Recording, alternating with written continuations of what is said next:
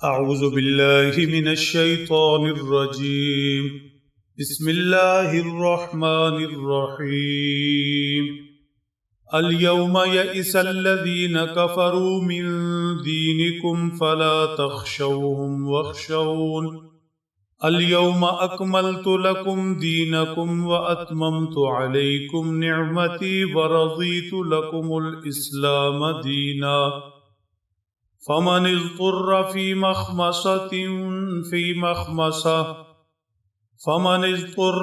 مخمصة غير متجانف لإثم فإن الله غفور رحيم صدق اللہ العظیم۔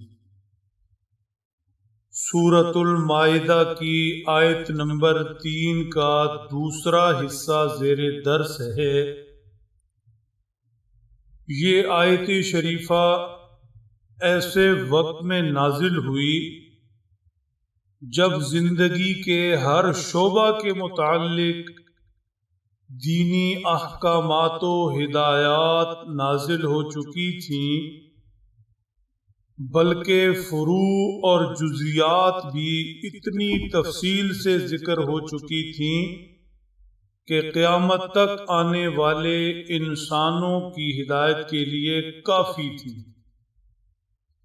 ایسے اصول بھی ذکر فرما دیے گئے تھے جن کی روشنی میں اہل علم، اہل استنباط و اجتہاد قیامت تک پیش آنے والے مسائل کا حل نکالتے رہیں گے۔ یہ آیت شریفہ حجۃ الوداع کے موقع پر نازل ہونے والی آخری آیت مبارکہ ہے۔ اللہ کے محبوب پیغمبر صلی اللہ علیہ وسلم اونٹنی پر سوار تھے، 40,000 اصحاب آپ کے ہمراہ تھے۔ یہودیوں نے یہ آیت شریفہ سن کر کہا، اگر یہ آیت ہم پر نازل ہوتی، جس دن نازل ہوتی اس دن کو ہم عید کے طور پر مناتے۔ اہل ایمان آیت مبارکہ کے نزول کے وقت پوری شان کے ساتھ ایمان پر ڈٹے ہوئے تھے، دنیا کو حلقہ اسلام میں لانے کے لیے دعوت دے رہے تھے، اللہ کے پاک پیغمبر صلی اللہ علیہ وسلم کے کلمہ کو عام کیے ہوئے تھے۔ ایسے میں کفار مغلوب ہو کر رہ گئے۔ اسی تناظر میں ارشاد فرمایا، الیوم یئس الذین کفروا من دینکم فلا تخشوہم واخشون، آج کے دن کافر تمہارے دین سے مایوس ہو گئے کہ یہ طے کر بیٹھے کہ ہم اب دین اسلام کا کچھ نہیں بگاڑ سکتے، اس کے غلبے کو نہیں روک سکتے، اب دین اسلام نے غالب آنا ہی آنا ہے۔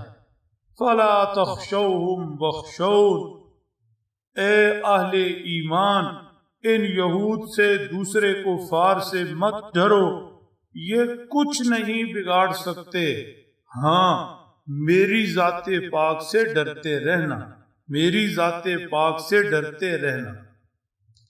ارشاد فرما، الیوم اکملت لکم دینکم، آج کے دن تمہارے لیے تمہارا دین مکمل ہو گیا، واتممت علیکم نعمتی، اور میں نے اپنی نعمت، وحی الہی اترنے کی نعمت، دین بھیجنے کی نعمت پوری کر دی، ورضیت لکم الاسلام دینا، اور میں نے تمہارے لیے اسلام کو دین کے طور پر پسند کر لیا۔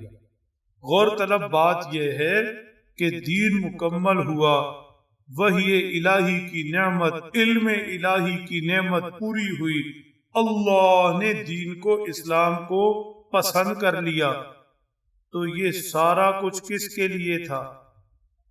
کم ضمیر جمع مخاطب، صحابہ کرام موجود ہیں، خوش بخت، خوش نصیب، سعادت مند۔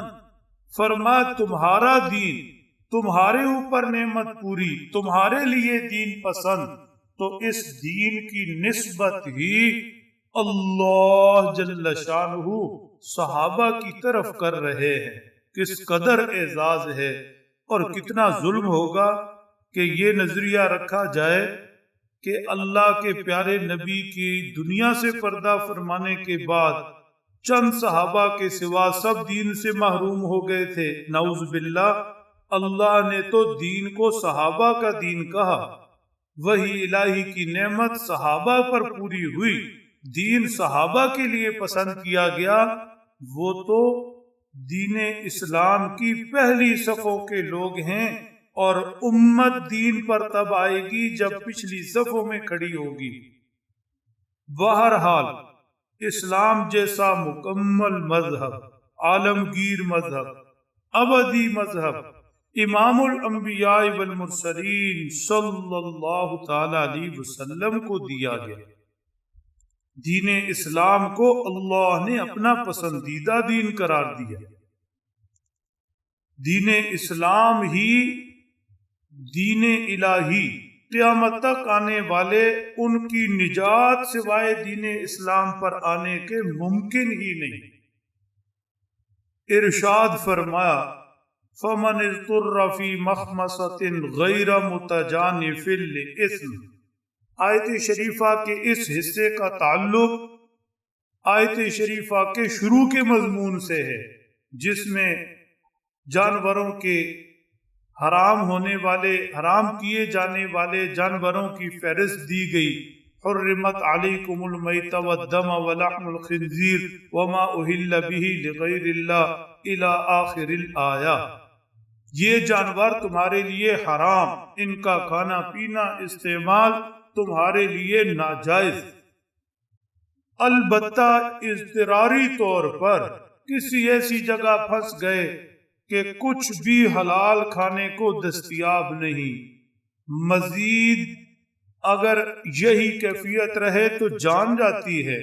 ایسی صورت میں اگر اتنا اس حرام میں سے کھا لے کہ جس سے جان بچ جائے تو اس کی اجازت ہے۔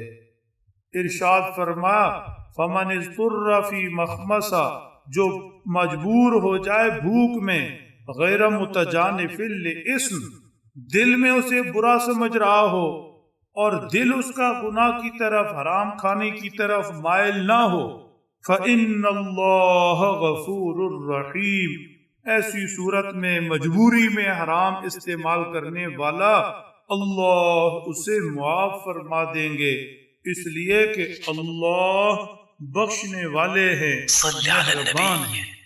اللہ سمجھ دیں، عمل کی توفیق بخشے۔